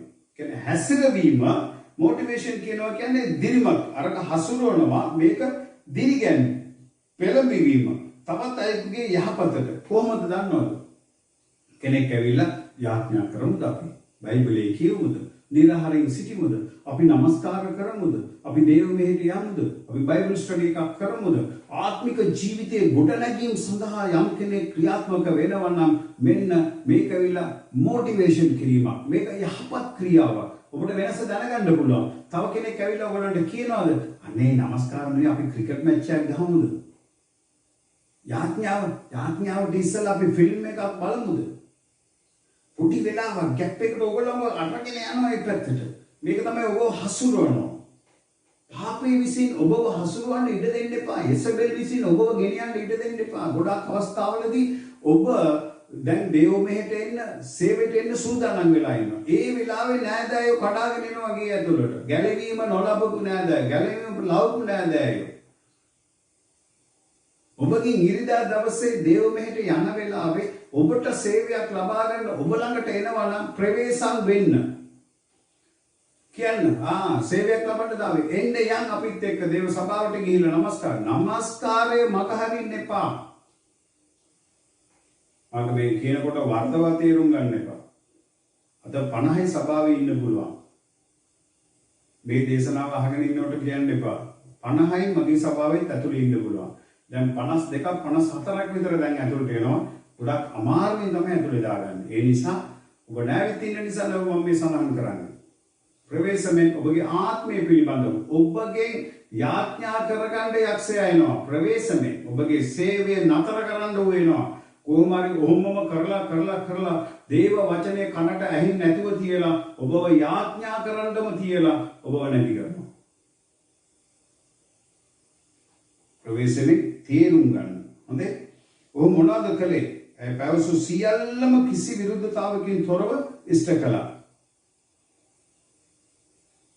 දැන් අලුත් ගිවිසුමේ අය ගැන කොහොමද හඳුන්වලා දෙන්නේ? She calls herself a prophet. තමාවම දිවසිවරියක් ලෙස හඳුන්වා දෙමින් සියලු දෙනා වශී කර තමාගේ පාලනය තබා ගන්නවා. අලුත් ගිවිසුමේ කියනවා අය පරණ ගිවිසුමේ රැජිනක් අලුත් ගිවිසුමේ කොහොමද දිවසිවරයක්. අද ගොඩාක්ම ලේසිම තැන තමයි සෙනගව වශී කරගන්න ප්‍රොෆට් කියන එක. දිවසිවරයක්. යමෙකුගේ ජීවිතය ගැන කියන්න පටන් ගත්තා නම් ඒකල වශී වෙනවා. ගොඩක් අවස්ථාවලදී හරියට පේන බලල ඒ කියන්නේ ශාස්ත්‍ර කියනවා වගේ කියන්න පටන් ගන්නවා. වශී කර ගන්නවා. ජීවිතේ කියපු ගමන්ම මේ කවුද කියන්නේ? ප්‍රවේශමේ කොතනද ඉන්නේ? කාලඟද ඉන්නේ? කවුද මේ උගත් ඉන්නේ කියන එක ප්‍රවේශමෙන් ඔබ අධ්‍යයනය කරගන්න. සියලු දෙනා වශී කර තමාගේ පාලනයේ තබා ගන්නවා. දේව මිනිස්සෙක් ඔබට එළිදරව්වක් දුන්නා නම් අනාගත වාක්‍යයක් දුන්නා නම් එයා කියන්නේ මොකද්ද? සභාවේ ගොඩනගන්න, අන්නේ භාෂාවෙන් යාඥා කරන, බයිබලයේ කියවන්න, ඔබගේ ආත්මික ජීවිතේ ගොඩනගා ගන්න කියලා. ඔබ දැනගන්න පුළුවන් මේ එළිදරව්ව දේව මිනිසයාගෙන් එන එක. තවත් එකක් එනවා. කොහොමද? ඔක්කොම කියලා වශී කරගෙන තමාත් එක්ක ඉන්න, මගෙත් එක්ක ඉන්න, මෙතනින් එළියට ගියෝ ඔයගලන්ට සාපයක්. මෙතනින් එළියට ගියොත් ඔයගලගේ ජීවිතේ නැති වෙනවා.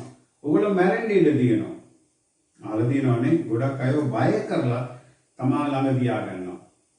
අර අයුතු ලෙස දෙවියන් වහන්සේගේ නාමයෙන් තමාව හඳුන්වලා දෙන මේ එසබෙල්ගේ ආත්මයෙන් ක්‍රියාත්මක වෙන මිනිස්යන්ගේ ජීවිතයේ තියෙන ප්‍රධානතම චරිතය තමයි ඔවුන් එළියට යන්න දෙන්නේ නැහැ. මෙතනමයි ඉන්නෝනේ. මෙතන තමයි ගැලවීම දෙන්නේ. යේසුස් වහන්සේ මෙහෙට විතරයි එන්නේ. යේසුස් වහන්සේ දෙවෙනි පැමිණීමේදී අපි විතරයි ස්වර්ගයට යන්නේ. අහලා ඇතිනේ. ගොඩක් අය බලන්න. සමහරව ඉන්නවා තමාගේ නායකයා කරන්නේ වැරදි කියලා හොඳටම දන්නවා. තමාගේ නායකයා වෛශ්‍යාකම් කරනවා කියලා දන්නවා. තමාගේ නායකයා මුදල් පොලියට අරගෙන දෙන්න බැරුව ඉන්නවා කියලා දන්නවා. පොලි දෙනවා කියලා දන්නවා. ගොඩක් අතින් වැරදි වෙනවා කියන එක දන්නවා. වැරදි ඉගැන්වීම් කරනවා කියන එකත් කනට ඇහිලා තියෙනවා. නමුත් අර ඇහිලත් එළියට එන්නේ නැහැ. හේතුව වසි වෙලා ඉන්නේ. කන්ට්‍රෝල් කරලා තියෙන්නේ. එළියට ගියොත් උඹලා මලයි කියන තැනට මේ ජෙසබෙල් වුන්ව වසී කරලා තියෙන්නේ. ප්‍රවේශමෙන් නැගිටින්න දුවිල ගසන්න දෙවියන් වහන්සේගේ අභිමුඛේ වැරදි කරන ඒ තැනත්තවත් නිවැරදි කරගෙන ඔබ එතන ගොඩ නැගින්න. එහෙම නැත්නම් ඔබට දුකක්. ප්‍රවේශමෙන් සියලු දෙනා වසී කර තමාගේ පාලනය තබා ගන්නවා. හොඳ ගුරුවරයෙක් ලෙස අනාගත වාක්‍ය කියනවා. මේ වගේ දේ කරලා ඔබව ග්‍රහණයට අසු කර ගන්නවා. The good teachers best. කතාව කතිකයෝ දැක්ක ගමන් වසී වෙනවා. ඔබ තමයි වෙන්නේ. ගොඩක් ප්‍රවේශමෙන් controlling spirit. පාලනය කිරීමේ ආත්මයක් ඒක. කොහොමද කියනවා නම් ඔබට ස්වාධීනව හිතලා නිදහස්ව වැඩ කරන්න ඉඩ දෙන්නේ නැහැ. මේ ආත්මේ තියෙන අය එහෙම තමයි කරන්නේ. කොහොම හරි ඇවිල්ලා ඔයගොල්ලන්ගේ ආදරේ තියෙන තැන, පවුල් සමාගම තියෙන තැන හරස් වෙලා ඉන්නවා ඇවිල්ලා. ඔයගොල්ලන්ට හිතලා වැඩ කරන්න දෙන්නේ නැහැ. ඒගොල්ලෝ අන කරනවා. මේක කරන්න, මෙතනට යන්න, මේක කන්න. ලේසි නෑ. නැවත කියන්නම් මේ ආත්මය ස්ත්‍රියක් නොව පිරිමි පාර්ශවය තුල ඒකාකාරීව ක්‍රියාත්මක වෙනවා. සකාන්තාවම බලාපොරොත්තු වෙනවා. පිරිමියා තුල මේ ආත්මය ක්‍රියා කරයි. සමහර විට ඔබගේ මිතුරියක් සේවකෙක් සේවිකාවක් ස්වාමි පුරුෂයා භාර්යාව විය හැක. උන්ගේ හස්තේ ඔබ රූකඩයක් නම් අමතක කරන්න එපා. ඔබව එසබෙල්ගේ ආත්මය හසුරුවනවා. හරිනේ? මම සාරාංශය කියලා ඉවරයි. කියන්නේ කවුද? සමහර විට ඔබ මිතුරෙක් වෙන්න පුළුවන්. මිතුරියක් වෙන්න පුළුවන්. ඒ සේවකයෙක් වෙන්න පුළුවන්, සේවිකාවක් වෙන්න පුළුවන්. සමහර විට ඔබගේ ස්වාමි පුරුෂයා විය හැක. භාර්යාවක් වෙන්න පුළුවන්. ඉතින් ඔවුන්ගේ හස්තේ ඔබ රූකඩයක් නම් ඔගොල්ලෝ කවුරු හරි කන්ට්‍රෝල් කරනවා නම් ඔබ පාලනය කරනවා නම් හසුරවනවා නම් ඔබ ඉන්නේ එසබෙල්ගේ ආත්මයෙන් හසුරවන තැනැත්තෙක් ළඟ කියන එක තේරුම් අරගෙන පශ්චාත්තාප වෙන්න. කොච්චර කිව්වත් පශ්චාත්තාප වෙන්නේ නැතිනම් ඒ ආත්මය ජෙසබෙල්ගේ ආත්මයයි. දෙවියන් වහන්සේ මැවිල්ලේ ප්‍රකාශ කළේ නුඹගේ ආසාව නුඹගේ ස්වාමි පුරුෂයා කෙරෙහි තිබෙනවා ඇත. ඔව් තමාව ආණ්ඩු කරනවා ඇත. වචනේ එහෙමනේ තියෙන්නේ. දෙවියන් වහන්සේ කාන්තාව පිරිමියව මවලා ආදම්මේව මවලා මොනවද කිව්වේ? නුඹගේ ආසාව ප්‍රිය ස්ත්‍රිය දෙස බලලා කියන නුඹගේ ආසාව නුඹගේ ස්වාමි පුරුෂයා කෙරෙහි වන්නේ. නුඹගේ ස්වාමි පුරුෂයා නුඹව ආණ්ඩු කරනවා ඇත. මේකෙන් තේරුම් ගන්න එපා අර කාන්තාව පාලනය කරන එහෙම නෙවෙයි. ආසාව දෙන්නගේ ආසාව දෙන්න කෙරෙහි තිබෙන්නේ. මෙතන ආණ්ඩු කරන්නේ ස්වාමි පුරුෂයා නෝනා නෙවෙයි. හොඳයි? නෝනව පාලනය කරන්නේ ඔක්කොම කරන්නේ මහත්තයා. මෙතන අහප් රජතුගේ ජීවිතේ මොකද වුනේ? ජෙසබෙල් තමයි අහප් ආණ්ඩු කරන්න පටන් ගත්තේ. ඒ කියන්නේ භාර්යාව ස්වාමි පුරුෂයව හසුරවනවා. එහෙම වෙනවා නම් කොතනක හරි තැනක වැරද්දක් වෙලා තියෙනවා. ඔළුව තියෙන්න ඕනේ ඔළුව. කඳ මෙතන බෙල්ලෙන් උඩ ඔළුව තියෙන්න ඕනේ. මේ ඔළුව කියන්නේ ස්වාමි පුරුෂයා.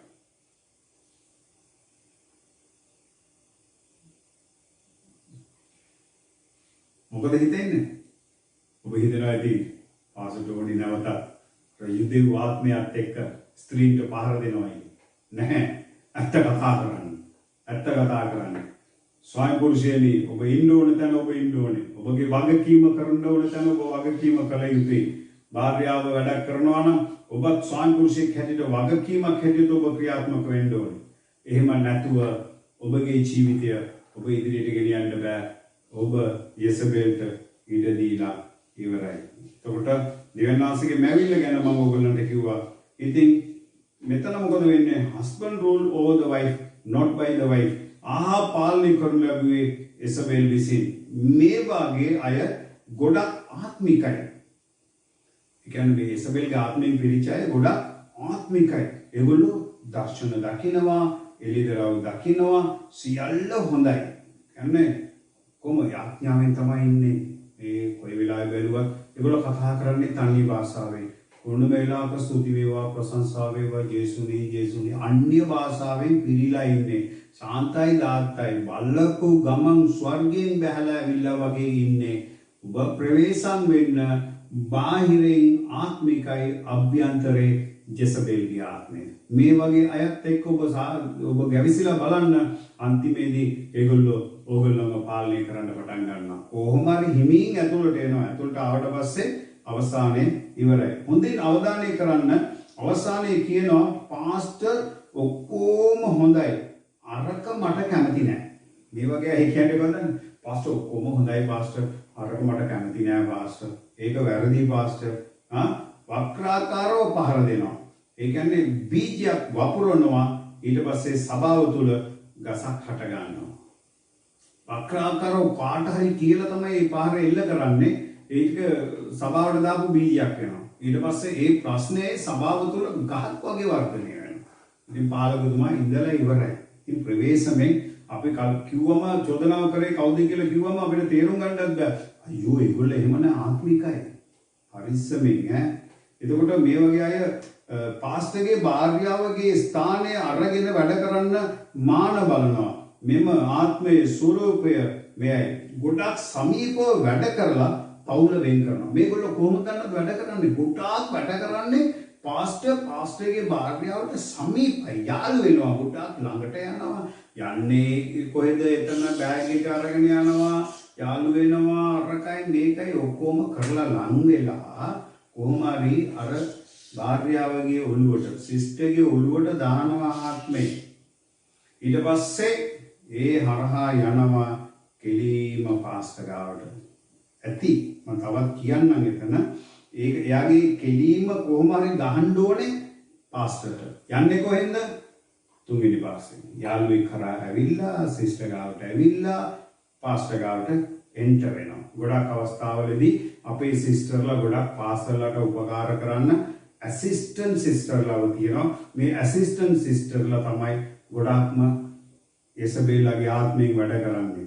ඒ ගැන කියන්න අවශ්‍ය නැහැ මම හිතනවා. උලුව කැක්කුම නම් බාම් ගන්න, තෙල් ගන්න.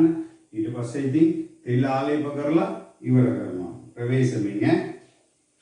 ඉතින් ක්‍රමානුකූලව ඇතුල් වෙනවා. පවුල ભેද කරනවා. ඔබ ගැන ලොකු උරුමයක් ගන්න හිතනවා. අය තුල ඉසබෙල්ගේ ආත්මය ක්‍රියාත්මක කරනවා. ඇවිල්ලා ඇතුළට ආවට පස්සේ ලොකු අයිතියක් ගන්නවා. උරුමයක් ගන්නවා. ඊට පස්සේ කන්ට්‍රෝල් කරනවා. ඇතුල් වෙන්න පොඩ්ඩක් කිමින් සීරුවෙන් ඇතුළට එන්නේ. ඇවිල්ලා ලොකු වැඩ පෙන්නනවා. ගොඩාක් ප්‍රවේශමෙන් ඈ. always seeking authority. සෑම විටම බලතල ගැන කෑදරයක් සිටිනවා ඒගොල්ලෝ. මට අතන නායකයෙක් වෙන්න ඕනේ, මෙතන නායකයෙක් වෙන්න ඕනේ. ඒ නායකත් ලීඩර්ෂිප් එක ඒ කියන්නේ බලතල තියෙන්න ඕනේ. මෙහෙවන්න මේගොල්ලෝ හරි කෑදරයි. එතකොට ඔයගොල්ලන්ට තේරුම් ගන්න පුළුවන් කවුද කියලා. ඒ වගේම යෙසබෙල් තුල රැවටීමේ ආත්මයක් තියෙනවා. රැවටීමේ ආත්මයක්. විනාශකාරී. ඒ වගේම දෙකම තියෙනවා. රැවටීමයි විනාශකාරී ඒ විතරක් නෙවෙයි ආකර්ෂණයයි. සිත් ඇද ගැනීමේ ආත්මයක්. වසී කර ගන්නවා. කතාවෙන් වසී කර ගන්නවා. ක්‍රියාවෙන් වසී කර ගන්නවා. ආශ්‍රය කරාම සුපිරි මේ වගේ මිතුරු නැහැ කියලා ආකර්ෂණයෙන් අරගෙන නැතරම නැති කරලා දානවා. සිත් ඇද ගැනීමේ ආත්මයක්. නැවත කියන්නම් ස්ත්‍රී පුරුෂ ભેදයකින් තොරව වැඩ කරනවා. නැවත කියන්නම් ස්ත්‍රී පුරුෂ ભેදයකින් තොරව මේගොල්ලෝ වැඩ කරනවා. මේ ආත්මය ලිංගික දුරාචාරය සම්බන්ධව හරීම විශිෂ්ටයි. මේ ආත්මය ලිංගික දුරාචාරය සම්බන්ධව හරීම විශිෂ්ටයි. අනවශ්‍ය දැන් මට ගොඩාක් වෙලාවට කියනවා මේ අත දෙන්න එපා ලංකාවේ විදියට අපි වඳිමු කියලා. ඒක හොඳයි කියලාත් මම හිතනවා. පොඩ්ඩක් ගැවුනොත් ඇති. මෙහෙම අත ගාලා එහෙමම අරන් යනවා. ප්‍රවේශම් වෙන්න. ඉතින් අනිසි පාලනයන් කිරීම බලපෑම් වලට ලක් කිරීම wrong type of control. ඊට පස්සේ ඉතින් පොඩ්ඩක් අතපොත ගාලා ඊට පස්සේ ගෙනියන්නේ ලිංගික ක්‍රියාකාරකම් වලට sex ලිංගික ක්‍රියාකාරකම් fornication කියන්නේ වෛශ්‍යාකම adultery කාම මිත්‍යාචාරය තමයි මේගොල්ලන්ගේ වැඩේ. පොඩ දැන් නායකයෙක් පිරිමියෙක්ව දැහැගත්තා නම් වසී කරගත්තා නම් එයාව ලිංගිකව ඇසුරවන්නට ගෙනියනවා. ඊට පස්සේ එයා ඒකට වැටුණාට පස්සේ එයාව කන්ට්‍රෝල් කරනවා. එයාගේ පාලනේ තියාගන්නේ. ඊට පස්සේ මොනවද කියන්නේ? උඹ මේක එළිය කිව්වොත් මම උඹව නැති කරලා දානවා. හරිද? ෆෝන් එකෙත් දෙනවා ඔය වගේ දේවල්. ගොඩක් තැන්වල වෙලා වෙනවා ප්‍රවේශමෙන්. ඉතින් එයාගේ තවත් එකක් තමයි self centered. ඒ කියන්නේ ස්වයං කේන්ද්‍රය. තමා ගැන පමණයි හිතන්නේ. තමාගේ යහපත ගැන විතරයි. මොන දේ කළත් මොන වුණත් මට ප්‍රශ්නයක් නැහැ. තමා ගැන විතරයි හිතන්නේ. හොඳයි? ඒත් එක්කම ආකර්ෂණීය අවස්ථාව හැම වෙලාවෙම අර පෙනී සිටින කැපී පෙනෙන ගොඩක් ආසයි. The spirit works when you allow. ඔබ ඉඩ හරින විට වැඩ කරනවා. ඉතින් ඔබ ඉඩ ඇලියොත් තමයි වැඩ කරන්නේ. ඉඩ දෙන්න එපා. නැවත කියන්නම් ගෑනු පිරිමි දෙපාර්ශ්වවල වැඩ කරනවා. ගොඩාක් ප්‍රවේශමෙන් වැරදි ආකාරයක වහල් කිරීමක්. Give sex and control. ඔබට ලිංගික ආසාවන් නැති කරලා ඒ ලිංගික ආසාවෙන් දැහැගෙන ඔබව ඊට පස්සේ ආණ්ඩු කරනවා. ඊට පස්සේ ඔයාව කන්ට්‍රෝල් කරනවා. මානසික ආකාරයෙන් සමීපවයි ඔබව පාත හෙලීම ලිංගික ක්‍රියාත්මක තුලින් තමයි ඔබ තුල ක්‍රියාත්මක වෙන්නේ. තව විනාඩි 5ක් තියෙනවා. විනාඩි 5 තුල මම ඉදිරි ටික කියලා ඉවර කරන්නම්. within 5 minutes මම කියලා ඉවර කරන්නම්. කවුරු තරහ නැහැ නේද? ඉතින් මම ඉක්මනින් විනාඩි 5ක් අරගෙන මෙලිය කියනවා. මේක ඇවිල්ලා තවත් ගුණාංගයක් මේ තුන්වෙනි ගුණාංගය. She's she is a married woman with an unmarried spirit. අය විවාහක කාන්තාවක් නමුත් අවිවාහක ආත්මයක් සමග තමයි සිටින්නේ. දෙපාර්ශ්වය තුලම මේගොල්ලෝ බැඳලා විවාහ වෙලා පෙන්නගන්නේ නෑ බැඳලා වගේ. විවාහක වගේ පෙන්නගන්නේ. කාන්තාවත් එහෙමයි, පිරිමියත් එහෙමයි මේ ආත්මයේ තියෙන අය. ඉතින් මොනවද කරන්නේ? බැඳලා කියලා කියන්නේ නැතුව තවත් ලිංගික ජීවිතයකට යන්නේ. ඒ නිසා මේ ආත්මයේ තියෙන අය මනමාලයෝ වගේ ඉඳී, මනමාලියෝ වගේ ඉඳී අවුරුදු 50 60 වුණා. මේ එසබෙල්ගේ ආත්මය ගැන කියනවා නම් එදා අහප් රජු ළඟ හිටපු ඒ එසබෙල් රැජින අය පළවෙනි වතාවට කාන්තාවක හැටියට අය තමයි බියුටි කළේ. මේ උඩ තියෙන මේ ඇහිබෑම සුද්ධ කරලා ඒකට මේ ආලේපනය යෙදුවේ මේ එසබෙල් අවුරුදු කීයකට ඉස්සෙල්ලාද? ඇයට ඒ ආලේපනය කරනකොට අය ආච්චියම්මා නෙවෙයි අච්චම්මා මිත්තනියක් ඇය. ඒ වයස ගිය කාලේ ඒව ගාගෙන ගිහලා කොහෙද හිටගෙන හිටියේ? හන්දියක හිටගෙන හිටියේ තරුණ දරුවෝ දෑ ගන්න. ඉතින් මම තව ටිකක් විස්තරව කියයි ඒ නිසා ප්‍රවේශමේ විවාහකනම් විවාහකයි දරුවෝ ඉන්නවා. ඉතින් ඒ විදියට කාන්තාවක් එන්න ඕනේ. ඒ විදියට එයාගේ පෙනුම තබා ගන්න ඕනේ. සභාවට එනවද සමාජයේ ජීවත් වෙනවද? දරුවට වඩා අම්මා ඊටම අශීලාචාර විදියට අඳුම් ඇඳගෙන තමයි අද සමාජය තුල ගැවසෙන්නේ. දරුවා හරි යහපතට දිගට අඳිනවා අද දරුවෝ. අම්මලා දරුවන්ගේ ඇඳුම් ඇඳගෙන යනවා පාරේ. ප්‍රවේශ මේ කවුද කියලා දැනගන්න. They don't bother about the marriage vows, lustful spirit, immoral spirit. ඉතින් මේක උන්ට විවාහක කිවිසුම ගැන පිළිබඳව තැකීමක් නැහැ. අපි විවාහ වුණා, අපි දේව අභිමුඛයේ දෙවියන් වහන්සේට පොරොන්දු දීලා තියෙනවා. මේ ගැන ඒගොල්ලන්ට කිසිම ප්‍රශ්නයක් නැහැ. අයිකෝත් එහෙම උන් තුල මොනවද නැත්තේ? විශ්වාසනීය භාවයකින් තොරව ඒගොල්ලෝ වැඩ කරනවා. විවාහකයන් මෙච්චර දේවල් කරනවා නම් මේ ආත්මය ඇතුළු වුණාට පස්සේ විශ්වාසනීය භාවයේ උන් තොරව වැඩ කරන්නේ. උන් කරේ විශ්වාසය තබන්න එපා. ජීවසුම ආරක්ෂා නොකිරීම කැපවීමක් නැහැ. මේ බැඳලා මේ විවාහකයි දරුවෝ ඉන්නවා, අපේ සමාජයක් තියෙනවා, සේවයක් තියෙනවා, සභාවක් තියෙනවා. ඒ වගේම ලෝකයේ අපි දිහා බලාගෙන ඉන්නවා. කිසි තැකීමක් නැහැ. කියන්නේ ඒගොල්ලෝ කැපවීමක් නැති අය. යේසුස් වහන්සේ පවසනවා ඇයට දරුවන් සිටිනවා කියලා. ඒ කියන්නේ දරුවන් සිටිනවා. ඒ කියන්නේ ඊළඟ පරම්පරාව උරු කරනවා මේවා තුලින්. ඒක නිසා මේක වහම නතර කළ යුතුයි. ඒ නිසා කලල ඒ කියන්නේ බඩේ කලල අවදියේම ඒක විනාශ කරලා දාන්න ඕනේ. වැඩෙන්න ඉඩ දෙන්න එපා. දලුලන විටම මරන්න විනාශ කරලා දාන්න. මේ වගේ අය සමග ආශ්‍රය එපා, මිතුරුකම් එපා, සේවයේදී හවුල්කම් එපා, සභාවේදී හඳුනාගත්තනම් තනියම නොව කණ්ඩායමක් වී යාඥා කරන්න අවදි වෙන්න. ඒගොල්ලන්ට මම කියව මේ චරිත ගුණාංගයක් එක්ක ඔබ දකිනවා නම් ඔවුන්ට විරුද්ධව ඔවුන්ට පැහැදිලිව අවබෝධ කරගන්නට උගන්වන්න. දෙවියන් වහන්සේ කියනවා don't allow them to work in the church. වහම ක්‍රියාත්මක වන්න. ඔවුන් සභාව තුළ වැඩ කරන්න ඉඩ දෙන්න එපා. නැතිනම් ක්‍රියාත්මක වෙනවා. ඒ අය පසුතැවිලි වෙන්නේ නැහැ කවදාවත්. කරපු වැරද්ද ගැන පසුතැවිලි වෙන්නේ නැහැ. නායකයන් වන්න පුළුවන්. ඒගොල්ලෝ ගොඩාක්ම උත්සාහ කරන්නේ නායකයෝ වෙන්න. ඉතින් මම අද දවසේ කියන්නේ පුරුෂයන් සිටියත් නැති වාසේ ක්‍රියා කිරීම. මේ එසබෙල් කියන නමේ එක තේරුමක් තමයි පුරුෂයෙක් සිටියත් නැති වාසේ ක්‍රියා කිරීම. Married but acting like unmarried. ඒ තමයි එසබෙල්ගේ ආත්මයේ එක චරිත ගුණාංගය. එසේනම් පැය පුරාවට ඔබ දෙවියන් වහන්සේගේ වචනය අසාගෙන සිටියා. ඉතින් ඔබට මම ස්තුතිවන්ත වෙනවා. ඊළඟ සතියේ ඉතා ගැඹුරෙන් මේ ගැන අපි අධ්‍යයනය කරන්නට යනවා. ඒ නිසා සතුටින් නැවත පොඩ්ඩක් අහන්න. සමහර විට මම ඉතා වේගයෙන් ගිය නිසා මටත් අවස්ථාවක් හම්බුනේ නැහැ ඔබට එකින් එක පොඩ්ඩක් පැහැදිලි කරන්න. එන්නව කාලේදී මම ඒක කරන්න උත්සාහ කරන්න. ඉතින් දේව වචනේ කියවන්න, මේ වගේ අයකින් ඔබ වැළකෙන්න. ගොඩක් ප්‍රවේශමෙන් තරුණ තරුණයන් ඊළඟ සතියේ මම සති දෙකක් හරි කමන්න වැඩි වෙලාවක් අරගෙන මම ඔබට මේක දේශනා කරන්න බලාපොරොත්තු වෙනවා. අපි හැදෙමු, අපේ සභාව ආත්මිකව ගොඩනගමු, අපේ ජීවිතයේ ආත්මිකව ගොඩනගමු. දෙවියන් වහන්සේ එනකොට මේ චෝදනාවන් අප වෙත එල්ල නොකරන ලෙස අපගේ ආත්මික ජීවිතය ආරක්ෂා කරගනිමු. ජේසු ක්‍රිස්තුයි නැවත අපි ඊළඟ සතියේ හමු වෙමු.